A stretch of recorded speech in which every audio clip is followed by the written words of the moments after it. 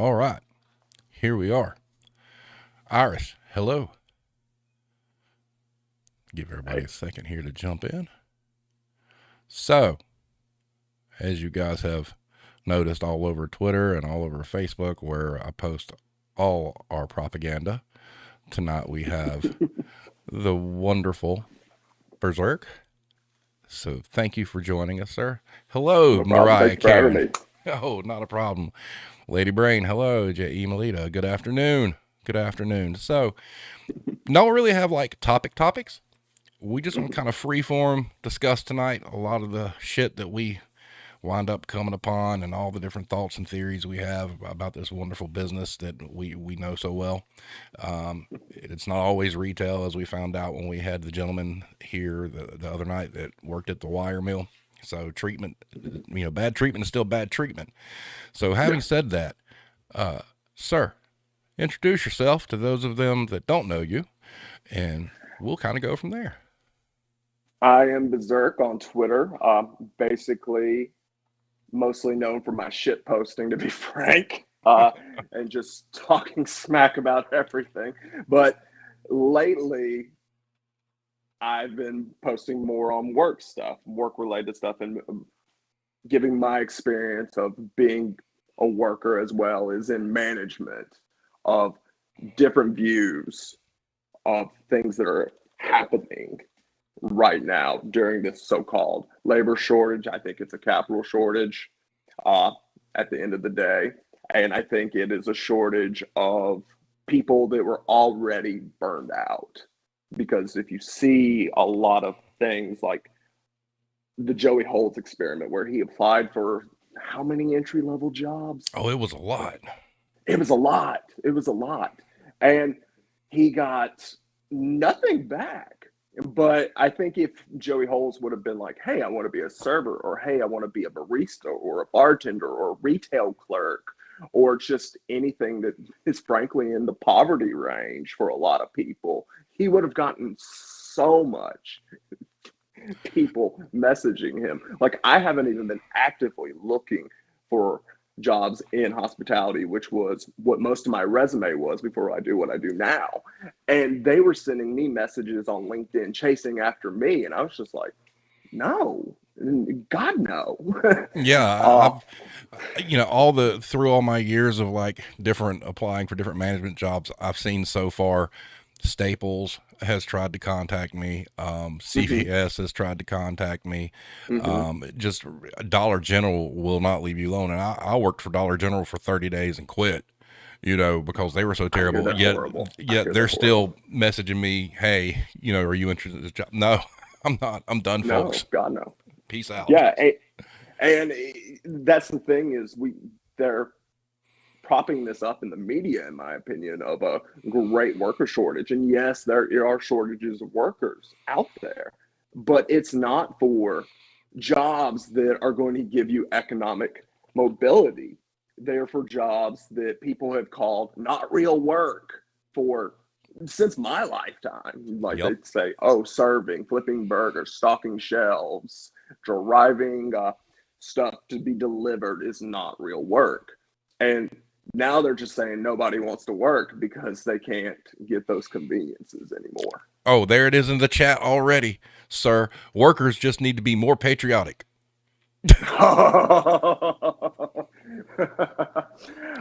Lead us in with the what you were telling me before we came on. All right. So Elaine Chow, I guess that's how you say her name, Mhm. who is Mitch McConnell's wife and was I don't know if she was the like secretary of the labor board or whatnot. And Yeah. she was on Bloomberg TV today, and they were talking about, um, you know, the economy and, people rejoining the workforce. And this woman literally said that it is their patriotic duty to go out and fill these jobs to get the economy back on track. And Oh, then Twitter exploded afterwards. Mine was fine. Elaine, go flip burgers for minimum wage then. And I'd be just all over. So this person, in a quote unquote position of power, tried to use this whole thing. If you don't want to go work an oppressive job, you're unpatriotic. You know what? I oh shit, my AirPod fell out of my ear. Oh You Lord. know what I think? You know what I think needs to happen? And this just came to me. They need to do it actually. You know what? You want to go flip burgers at McDonald's and red, white, and blue?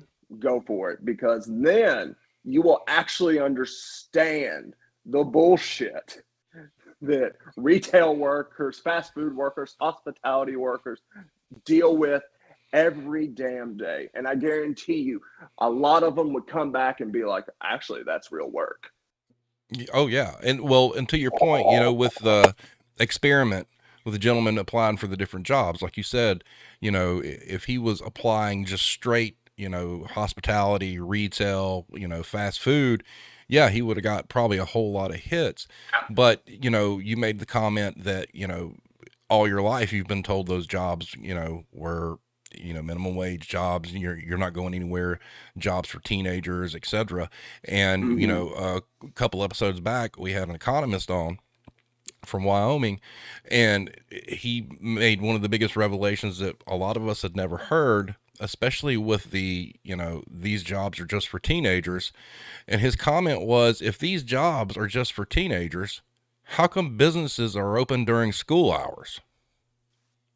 That's a very good point. Like, what are you going to do when the high schoolers aren't at McDonald's or at your Starbucks when when you're running late for work and you didn't have time to make breakfast that day? And you drove by McDonald's and it was closed and you couldn't get your egg McMuffin. A lot of people would probably throw a fit and just be like, why isn't this open? Well, because it's real work. Adults work these jobs too. Single moms work these jobs. Uh, Fathers work these jobs to provide support for the family. They are real work, and this might be controversial. I think that teenagers should have a livable wage too. I think that if you are working, you should not be in poverty. Period. Agreed. I don't think And it's controversial, but no, and there was that sign that got posted around on Twitter from some McDonald's that had like three different age ranges with like three different rates of pay. Well, ladies and gentlemen, that's age discrimination. that is age discrimination, and like the fact that that cleared some board somewhere. The fact that that cleared somewhere just shows you how out of touch the employer class really is, that they think that they can make these ridiculous demands and tear you off by age. Like, Yeah. surely somebody in a legal department, I'm pretty sure it was a franchisee and not a corporate McDonald's, but surely that franchisee has a fucking attorney telling him, nah, man, you can't do this. Well, if he has an attorney, he wasted his money. He damn sure wasted his money. Well, But the economist, his name was Nick Kolsch, and he made a point, and I had never really went back and read the verbiage, of the minimum wage act, from 38, but I went back after he mentioned this. It clearly states that the minimum wage from its inception was meant to be a livable wage. Exactly.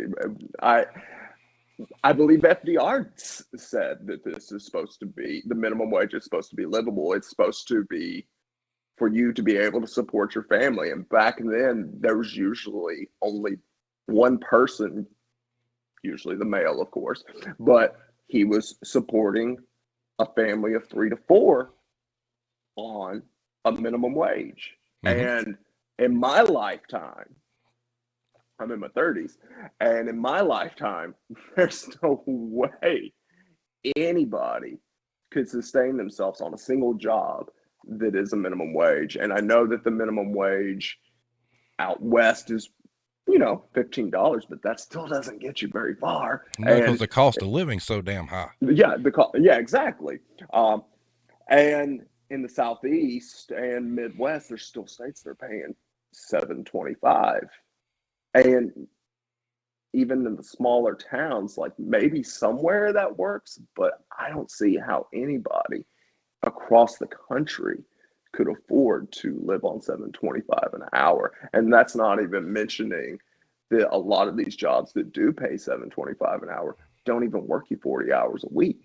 Nope. They work you 28 to probably 30, just right at that cusp where they don't have to give you benefits. Yeah. And that's, you know, the one thing that really has stuck out to me during my entire journey doing this was just the one statistic that, all right, so the minimum wage hasn't raised since 2009. So it's been 12 years, yet the price of a single bedroom apartment average nationwide has went up like 36%. And that's not even mentioned. It's only gotten worse because in August they said rent had risen 21% this year. 21%. And some people will look at that number and be like, oh, it's only 21%. Well, if you look at how bad it was previously, adding another 21% to people that already can barely afford to survive is just a slap in the face. And like seeing people post, I don't want to dog any politicians too long, but seeing people cheerlead what we're seeing right now, that the economy is doing better because the job rates are going up and unemployment's going down. Well, yeah, of course that happens when you cut unemployment benefits and they say, oh, wages are going up higher. Well, that's great. Awesome.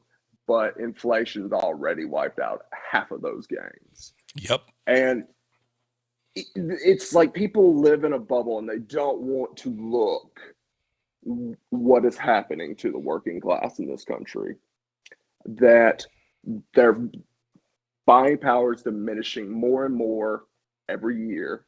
Their wages aren't going up. Their productivity is still going up. And how can you just claim that you stand in solidarity with workers, but cheerlead propaganda, to be frank, cheerlead propaganda that everything is fine and things are getting better, because they're not. There's too many people out there that are working 50 to 60 hours minimum and they still can't afford to live. So who the fuck are you trying to convince? I think they're trying to convince themselves that it's not so bad, because when you look around and you realize how bad it is, you start to question things. And I also think some people just live head in the clouds and don't understand how things are failing. And I personal story is just like, I had so many people, like when I was managing restaurants, they would tell my servers, oh, well, good for you, I'm sure you're doing well. No, they probably weren't. To be frank, because they've survived off your tips. And if you're only tipping 10 to 15%, they're not really getting super ahead. Or they would look down on them. I feel like the service industry has become very much, people go there sometimes to just feel better about themselves, that they're not having to work menial jobs and basically dump all their emotional problems on people. But I'll try not to rant too much about the service industry. Well, but you're right though. I mean, you know, if your business model is set up to where you're going to pay, you know, a server $2.13 an hour, and you're expecting your patrons to make up the difference, chances are in this day and age, you might not be running that business. You know, it's terrible. And I mean, there are instances, you know, if you get the lucky break and you're in some like Michelin star restaurant, or, you know, I mean, let's just face it, you know, there's restaurants geared, you know, towards men, whether it be Hooters or like Tilted Kilt or stuff like that. There's a lot of ladies there, about those. Yeah, that will make, you know, a shit ton of money. But, you know, for your average Waffle House worker or your average, you know, diner worker, they're not seeing that. And and the businesses don't care. I mean, no, they don't. They don't. They absolutely don't. And I still don't understand how, I mean, we talk about minimum wage, but I don't understand how in the year 2021 there hasn't been some sort of government oversight saying, look, you're going to quit paying people $2.13 an hour. You might as well just Mm-hmm. pay them the $7.25 or $7.35 or whatever. Yeah. Because I mean, that's just highway robbery at that point. Yeah. Yeah. And luckily, we are seeing some of that, not enough, but in the West Coast, you're paid the minimum wage plus your tips. It's still ridiculous to try to afford anything on that.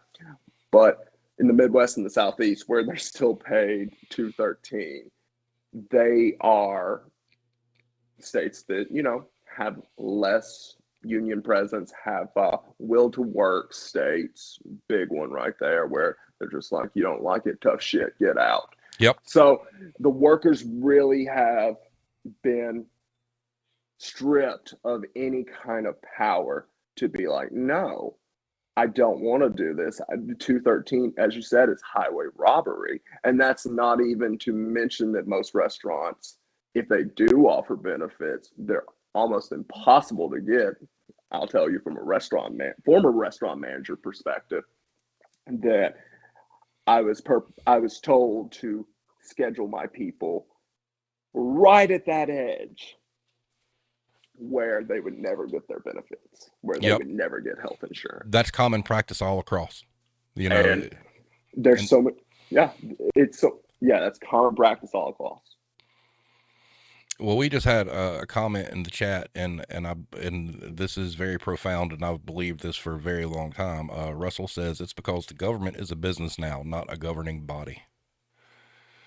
Oh, absolutely, absolutely. The government is a business, and even even if you are not completely cynical like me, you have to recognize how symbiotic that corporations and big business are intertwined into our government. And that's why it is the way it is. And that's been a long time coming. The bastards, frankly, played a long game and they've been winning for a while.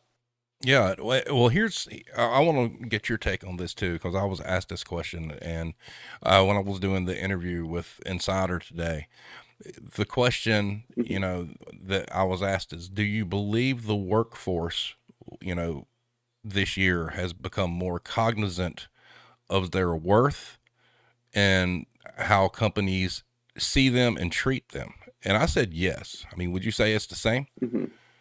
Yes, I would say yes. Do I think that there is a great labor awakening? I think it's too soon to to say yes on that. But I think that there is an awareness that people are saying that I'm worth this. My time is worth this much. And I'm tired of being poor, or I'm tired of being overworked just to maybe maintain lower middle class or wherever you're at. And I think that that's why it's so important right now to highlight all these issues, is because people are becoming more aware. And I think we could very well be on a cusp of a great labor reawakening. And the most important thing is that we keep up speaking out, we keep up not accepting terrible wages, terrible hours, terrible working conditions, and we stand up for ourselves and we organize. We organize. Absolutely, just that is the way forward, is organizing unions. The meme that hit Twitter about the movie Ants, Mm-hmm. if that was not, that was extremely profound. You've got like this Mm-hmm. little ruling class, the big bully ants, trying to make sure that the ant workers don't realize there's more of them than they are the bosses. and Mm-hmm. and I think that's where we're at right now. I really feel that I change agree. is coming, and I think I have a lot of fear for Black Friday this year. I really do. I hope it goes Oh off without a hitch, but there's so much angst and so much rage, from the consumer base along with the employee base, that I think the retail industry might find themselves up shit creek without a paddle if they don't get behind their staffs here real soon. Yeah. Because, you talk about the great absolutely. resignation. They haven't seen anything because, with this awareness No. of their worth and value, they know that this time of year, if you're going to hit them in the pocketbook, it's this time of year. If all of a sudden you have mass walkouts, in Q4, boy, Elaine Chow going to get her chance to be patriotic and go run a cash register. Yeah, absolutely. Be there to, deal with all the returns after Christmas too. Personally, I don't shop on Black Friday. I refuse to because of the horror I witnessed working in retail and in hospitality on those days. That people were just awful. And I think that there should be a two-prong approach to this, that absolutely that workers should use that leverage of the holiday season to be taken care of or to, negotiate better wages. I know a lot of people, and this shows you just how, once again, how out of touch employers are. They're offering $2 raises, $1 raises only until January 1st. Mm-hmm. And then after the holiday season is, and they've extracted hours of labor from you, probably loads of overtime if we're going with what's going on right now.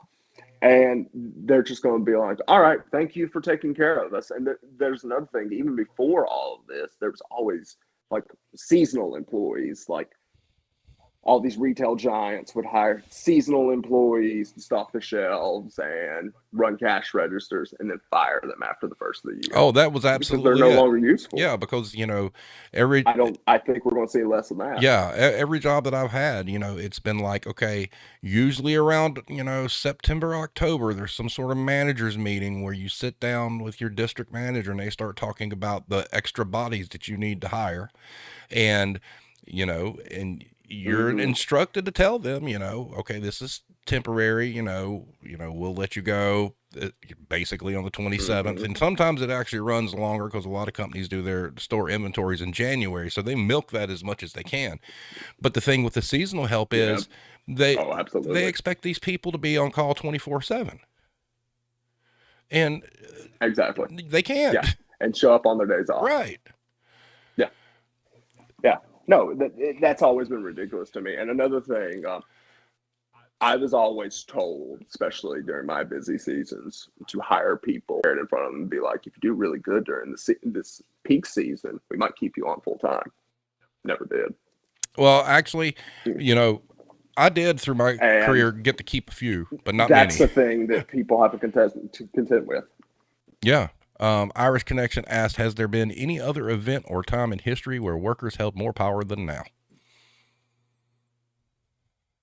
I would say there's been a couple of times. If we look back in history, French Revolution, previous general strikes, in historic, but in America, probably not in my lifetime or like in the last 50 years has there been this much of awakening. Same. Or chance to have awakening. Yeah. It's amazing to see, actually. I mean, it's like, I picked the perfect time to get out of management, and it's just been a marvel, witnessing these people, realize their worth. And trust me, I mean, I'm at an age where a lot of people my age don't think the way I do, and I've had to have discussions, or people have had conversations with me that they're just clueless. I mean, there was a situation where somebody, made some comment about the supply chain or whatnot, and, they blamed it on the president. Ladies and gentlemen, the president has nothing to fucking do with it. It's like, it's go read what the truckers are saying. Go read, real accounts, quit, politicizing everything. And it's just, there's such a lack of understanding of business out there that it's just ridiculous.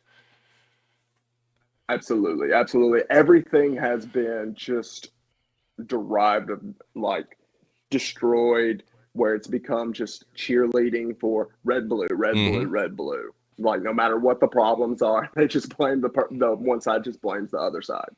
And the president doesn't control the hiring practices of corporations that are trying to lowball up huge boats and trailers across the country. He doesn't control how much truckers are getting paid and why truckers are just being like, I can't do this. I need some time to myself while there's a trucker shortage. And he doesn't control what Amazon does. He doesn't. They're politicians when I don't think they have much power over corporate interests. Yeah, whereas the corporate interests seem to have more power over the government. You've got like the national retail and go ahead.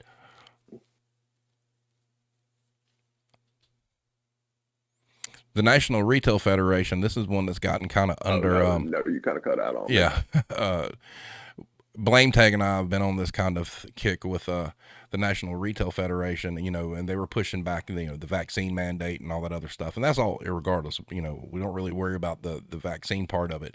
But the fact is, if you really read into their history and whatnot, there's 4 Congress people that were members of the National Retail Federation. And they brag about, how that's their inside track to the government. Mm-hmm. So bought and paid for. Mm-hmm. Yeah. They're bought and paid for. They're bought and paid for on both sides. At the end of the day, in my opinion, people get mad at me when I say they're 2 sides of the same coin. Sorry, that's how I feel. It's true. I won't go too far into that, but it's true. They're 2 sides of the same coin, and it doesn't. When we saw the failure of the minimum wage increase this year, it showed to me that this distraction that they just blame 2 senators for blocking progressive legislation or blocking union act, like the PRO Act to strengthen unions and strengthen labor organizing, that they're just like, well, it's 2 senators doing that. No, there's probably 6 more right behind them. And I say this because when we were trying to pass the minimum wage, and Bernie was just like, oh no, I'm going to take a stand. And 6 others joined the 2 bad senators in cutting the legs out from underneath them. They're just hate sponges. They're there in front to absorb all the hate and protecting other members of their caucus that are serving corporate interests too.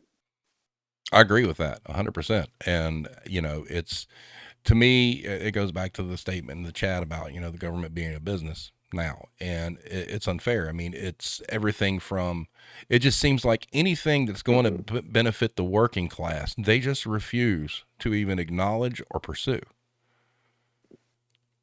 It's all about Wall Street. It's all about, who their donors are. It's all about who's bought and paid for. And, the saddest part of it all, I mean, we have a Congress that can't agree on, medicine prices are way too high. I mean, they're not even really willing to take that on. And those are life-saving, things. And it just shows that, how bought they are. Yeah, absolutely. And they have been talking about lowering prescription drug prices since I was old enough to remember. And they're just now getting to it. And possibly, we don't know if these the infrastructure or the Build Back Better deal are going to go all the way through. We don't know yet, but they've been talking about lowering prescription drug prices for decades. And I believe there's only 5 drugs that they're trying to make it where they can negotiate the price. 5 drugs out of how many drugs are available in this country. I mean, and it's a sham. Yeah. And, the whole phrase, the government's, by the people, for the people. No, It's not. Hmm. And, No, for the shareholders. yeah, exactly. And, the other question that I was asked is, what Hmm. do you think the end game is in all this?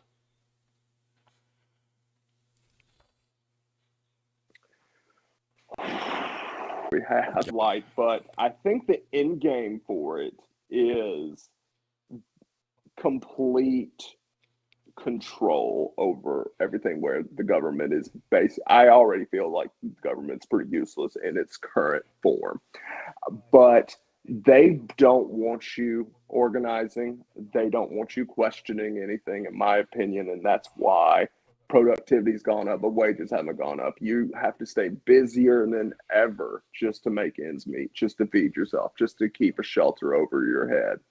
And they like that.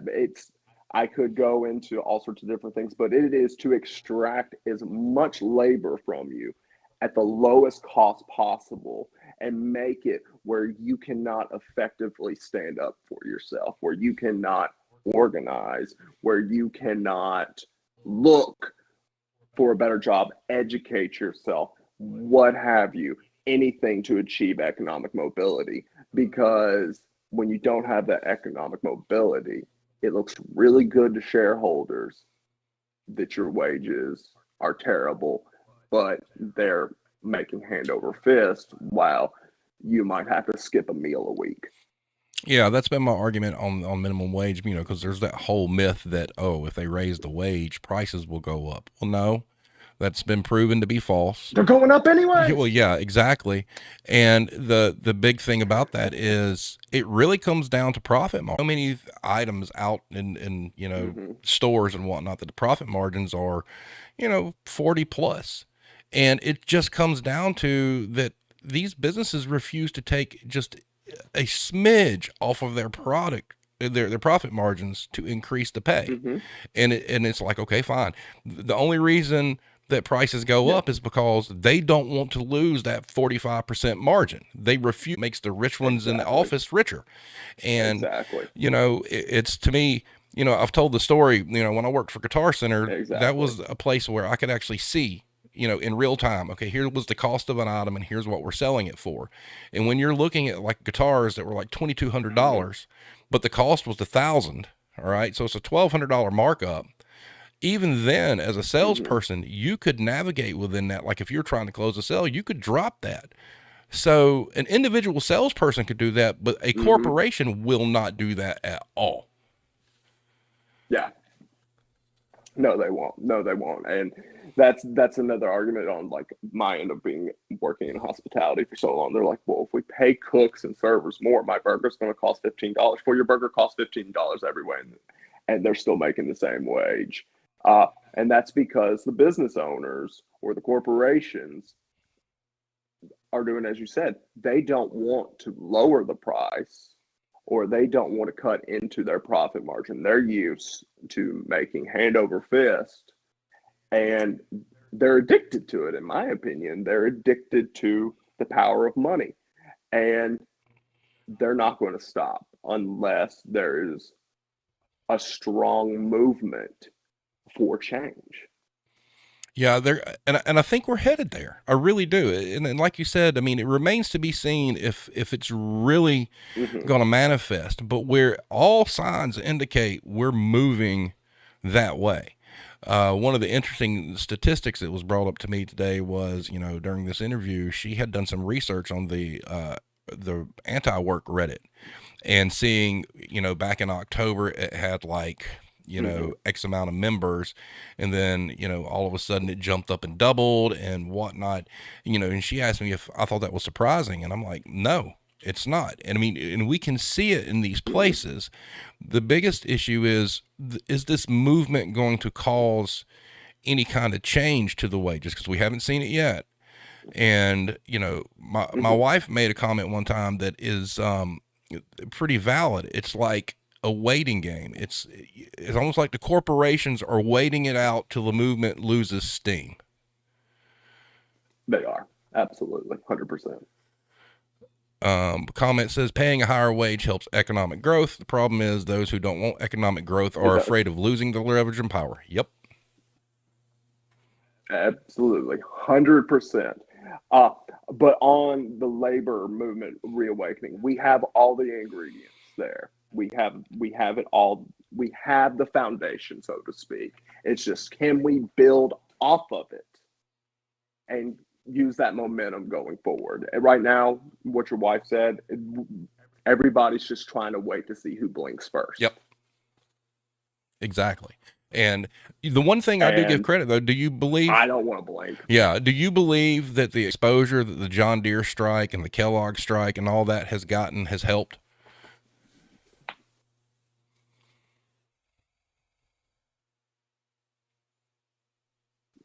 Absolutely. Absolutely. I think that Kellogg's and John Deere and now Kaiser potentially on the 15th.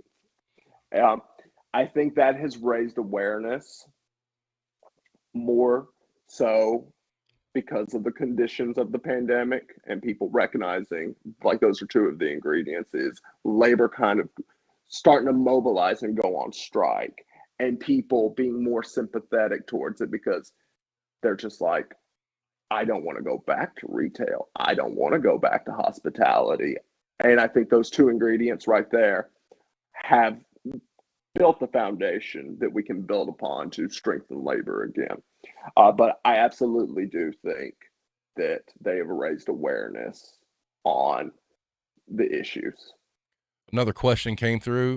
The question is, how do we protect our livelihoods in the event of a general strike? How do we protect organization? Organization that I think to successfully launch a general strike, we need to organize a lot in the coming months, maybe years. It's not going to be a simple solution, but organization, mutual aid, and just creating a support system. So when the time comes, if we can execute a general strike, we can take care of ourselves. But I think that starts with organizing on a ground level and locally, organizing your workplace, finding like-minded people in your community. Do you think that, are you aware of any nonprofits out there that kind of have, their purpose is to help people out, if they do find themselves striking? Not off the top of my head. I know that there are people out there trying to create. There was a mutual aid network site that was around a while ago, and I will see if I can find it again and forward it to people. But I know that if there is one, we need to build more of them, I agree. and that's a good place to start. I think if people knew that there was help, I mean, and we're not talking about Mhm. giving away the farm here, but if people knew that there was an avenue that, okay, they at least wouldn't be homeless and they wouldn't starve, Mhm. you would see a lot more of this gain steam, because I mean that fear is real, because a lot of Mhm. these same people Oh, that absolutely. want to organize or whatnot are terrified because they've got families. They're already living paycheck to paycheck as it is. Mhm. And it's a frightening thing. So I think, going forward, if there's a pathway to where people can at least have that security that, they're not going to lose their life, to stand up for this. And I think that's where the corporations are, Yeah. like you said, waiting for the other side to blink, because that's where they got them by the balls. They already know they're paying them shit wages and they're living paycheck to paycheck. And it's like they're daring Absolutely. them to do something, basically. Mhm. Yeah.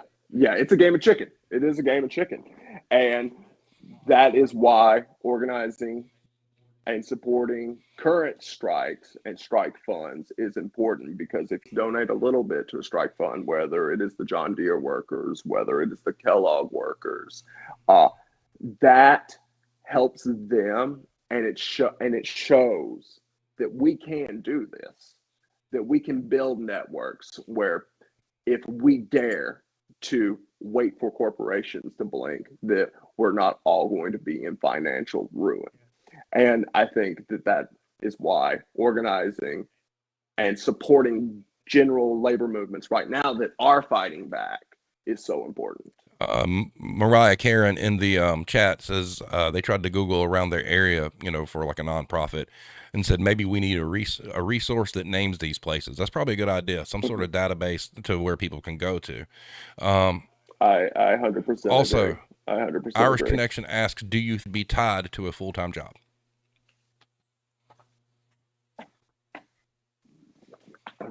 Personally, no, I think part-timers should get benefits. Personally, because of just how greedy corporations are, and me being in management for so long and knowing that holding full-time as the gateway to getting health care, to getting personal days, just getting the basic needs that you should get as a worker, and making it unachievable is wrong. So I think that part-timers should absolutely get health care and benefits. I agree with that. Although that the prices of the premiums need to be regulated, because that's another thing. You know, you got a lot of full-time people out there that the wages are so bad that the insurance is highway robbery and it's way too expensive, and that they can't afford it anyway. And they opt out not to get it. And, you know, I went on that rant the other day about insurance, about the fact that, okay, you might be extremely healthy and pay X amount of dollars a week for like 5 years, and then you quit that job and go somewhere else and have a different healthcare plan. Well, you just gave all that money away. You ain't getting a dime of that shit back. There's no, I mean, they call it benefits, but where's the benefit to that? That's why we shouldn't. You know, exactly. And it's such a, healthcare is such a racket in this country. And unfortunately, what happens, and this is a thing that, like, I tell people that lean a little more right than me, particularly my family, that when they're just like, I don't want to pay for somebody else's healthcare, I don't want to pay for their food stamps. I'm like, you're paying it anyway. Yes. Because people like Walmart and other retailers for years have been abusing and have even encouraged their workers to get on state-based health insurance, get on food stamps, get on WIC, all these programs. So you're paying for it anyway. So why don't you demand that the corporations pay a livable wage and offer decent benefits anyways? Well, that's a brilliant point, because there's so many people who don't understand their state tax money goes. You know, you've been paying into those systems the entire time you've been working. You say you don't want to pay for those things, but guess what? You have been, and you've been over and you took it, and you're only complaining because somebody who might actually need it is using it. You know, and yeah, it drives me and crazy. That's the thing that killed me about, you know, the extended unemployment. I do believe that did help heal some people in such a way that it made them realize they were worth more. Because to somebody who's worked a full-time job however many years, all of a sudden you get laid off due to the pandemic, and you know the companies use this extra money as an excuse to feel better about letting you go. Wait a minute, how am I making more money doing this when I was busting my ass and not making near it? That did something to people that business doesn't understand. It gave them value and worth. And one of the few times actually that you could actually say the government actually looked out for people, you know, and because one of the few times. Because on the surface, it would seem like, okay, the government thinks I'm worth more than my employer. And like, and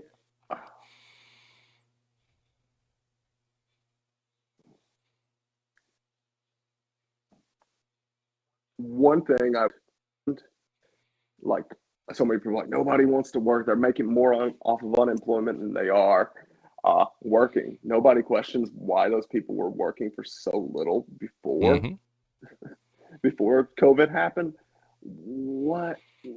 That you should be mad about that. You shouldn't be mad that you had to wait 10 extra minutes on your appetizer at Chili's. You should be mad that corporations are paying less than unemployment was offering while getting government money themselves and using tax loopholes to pay the minimum. Or Like, You're right. That's one of the biggest things.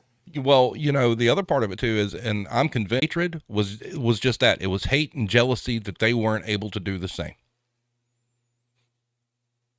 You've got people that worked in these businesses for years. They I think so too. I think it was a lot of resentment. they needed a break. They got a break. All right. And the people that weren't able to get a break are all pissed off, and that just shows kind of the state of where we're at. And it's like, wouldn't you as a good human be okay that somebody's doing all right? Why are you, I mean, not to get biblical, but thou shalt not covet, so. Yeah. Shouldn't you be happy Right. for them? But they couldn't. There was a resentment because No, they couldn't. and they were just angry. But, at the same time, they didn't want us to think that, okay, maybe some long-term employee got laid off and they needed this to survive. Didn't care. And that shows that resentment comes from a certain place, in my opinion. It comes from them being taken advantage of for years by their company. And suddenly the two doors down the business wasn't declared essential. So they got to go home and relax, maybe not even relax, but, get paid decently while you still had to work. Like, I can understand that resentment, but you're focusing that resentment at the wrong people. Yep. You're focusing it on the people and not the employers that have been taking advantage of you for years. It's just misdirected, and it's been purposely misdirected. It was purposely misdirected by our media. And the workforce missed a golden opportunity, because right when that happened, what if all the people that were working in the essential business said, fine, if you don't pay us what they're getting, we're walking out?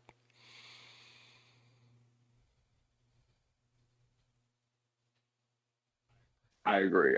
I wish we would have seen more month reprieve. At least that was how a lot of people I knew that weren't paying attention to the news or paying attention to what was going on felt that they were just like, oh, this is just temporary. And here we are almost 2 years later, still feeling the aftershocks of Oh, it. yeah. And, Irish Connection, is literally in Ireland. And he posted, retail is shit in Ireland, but the USA has a lot more problems. You guys need to unionize. God, yes. The fact that we are that like other countries pay workers in their us, and we're supposedly the sole superpower of the world, it's such a joke when I view very much that we are a failing state. Well, when, Irish and I had an episode where we just kind of talked about the differences between here and Ireland, and he was really, taken aback. Their minimum wage is higher there than here. I mean, and like you said, we're supposed to be the leaders of the free world, and I think a lot of people laugh at us now. Oh, they do, absolutely. Like, there's so many people that I've met online and in real life that are from different countries, and they're just like, what the fuck? You guys accepted this bullshit? What is wrong with you? I'm just like, that is lots of propaganda at work. Yeah, it's it makes me sad because, growing up, as a young boy, you learn things, and this patriotism that, Chow talks about, it did mean something at one point in time. But now that patriotism has turned into, basically, it's almost like a barter system. You have to be patriotic at a cost. And I just, it's just amazing to me because, and I don't understand, the state of humanity right now where people are okay that people are suffering. I mean, what does that say about us as a species? It is something that we will have to rectify down the road if we are to be successful at organizing. Most definitely that we have to recognize that the system, while it is rigged by cheering on the people that are suffering the most, you're only helping, you know, validate that horrible system. And I think so many people have been just hit in the head with lies such as the welfare queen, or lies that immigrant workers to be is what we're dealing with and been dealing with for a long time, of blaming people from south of the border are stealing your jobs. And that is a problem that we need to recognize, that we've been blaming, at least a huge chunk of the population has been blaming the wrong people for a long time, and they should be blaming the people up top who are shipping jobs off or hiring illegals for illegal wages because they're illegal and they're getting paid under the table, or people on food stamps or on welfare. That has been misdirected for years by politicians, frankly, on both ends, in my opinion, as well as our media. And that is a good thing that we are seeing today, of people actually questioning mainstream media and questioning corporations, because there is an awakening happening on that end too, where people are just like, no, this isn't right. They're the ones that are taking advantage of all of us. Right. You know, and the point you make about, you know, the illegal immigration thing, that stuff wouldn't go on if these companies weren't trying to find a way to cheat. Exactly. I mean, Exactly. it's so don't, They find a way to pay right. lower. And so don't, like you said, don't get mad, you know, at the group that decides, okay, we're going to bond together and we're going to get this money under the table. I get that and I understand. All right. But you're right. It's a misplaced anger. You should be angry at the person who doesn't want to operate their business legitimately.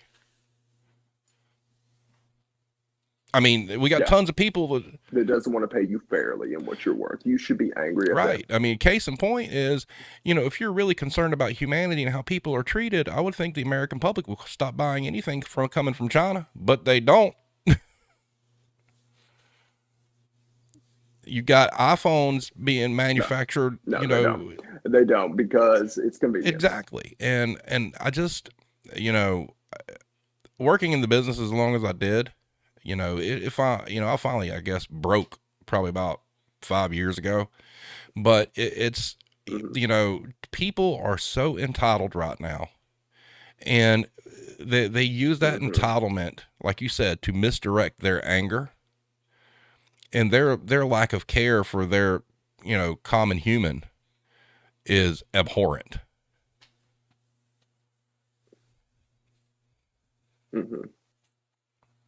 Oh, absolutely. Yeah. And it's something that we need to rectify down the road. Another reason and this just came to my head, is like where my family is and where I'm originally from had lots of manufacturing jobs at one point. And most of those jobs closed in my lifetime and got shipped overseas. And people had good paying jobs suddenly didn't have good paying jobs, and they had to, you know, shift careers, and they ended up in jobs that didn't pay as much as what they're used to make. And once again, instead of blaming the corporations for being like, we're going to shut your factory down and make it harder for you and your family, they blame everybody else except for the CEOs and the shareholders. Well, you know, it's the same way in the area I grew up in. You know, we used to have a lot of textile manufacturing here, a lot. And through the years, you know, the factories closed down, It's not like that stuff stopped being, you know, being made. It was these businesses, you know, found a way out and then shipped everything overseas. And there again, like you said, people want to blame a government for that. Instead of blaming, you know, whatever corporation, you know, let's talk about Apple, you know, they don't want to blame Apple for, you know, because as long as they get their iPhone, but they don't want to, you know, talk about Apple outsourcing all their work to basically labor camps in China. You know, we'll turn a blind eye to that. We'll find somebody to be mad at, except the entity. Yeah. And we as consumers, I do believe we have some responsibility ourselves because we signed off on it. That we were just like, okay, yeah, maybe not me and you, but people in the past when they first started shipping these jobs out overseas or, you know, paying lower wages. And we signed off on it by participating and buying these goods at these cheap prices. Yeah, you're right. I mean, we're all at some point complicit. The difference is realizing that you were Yeah, complicit and trying absolutely. to rectify it. And blaming the right people instead of letting these people that want to be absolved of blame and just run off with their huge yachts and their 24 car garages, misdirect our anger at the wrong people. Yeah, almost seemingly by design, huh?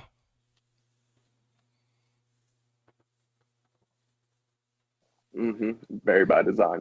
Uh, and I hope that as we become more aware, that we're able to realize that, yeah, I might have to pay, like me personally, I wouldn't mind paying a buck or two more for a burger if I knew that that buck or two was making sure a cook or a server had food on their table that night and had the chance to have economic mobility. I don't care about that personally. I just don't. I don't care about paying more if it goes to the worker, but the problem is every time you pay more, it goes to the corporation. Yeah, And exactly. And it's just we have to figure out a way to get that to the worker. absolutely. All right, my man, we're at an hour. I have enjoyed this greatly. You want to do this again? Yeah, I believe so. Yeah, I think this would be fun. We need Yeah, I'm definitely down to do it again. We'll, yeah, we need to like pick. We just need to start our own series and just call it a day. But thank you so much for coming on. yeah, I agree. But thank you so much for having Hey, me. anytime. It's been a pleasure. I know I'm sitting here looking at numbers. It looks like we have some frame drops and all this other stuff. I think the restream was fucking up the night. So I don't know. I got to go check out and see what's going on there because I pay for that service. They don't need to be fucking up. So be like, what are you guys doing? But, guys, Oh, hell no. No, yeah, get your shit exactly. Guys, so Wednesday, we're doing the mental health night where we're going to have several members from the Twitter family on telling their story. So it's going to be cool. So be sure to check that out. Also, I rescheduled today. We're going to have Target Workers Unite, a representative from them on Monday, which I just saw that some of their locations have increased their wages to $16 an hour. And, you know, they put a lot of work into that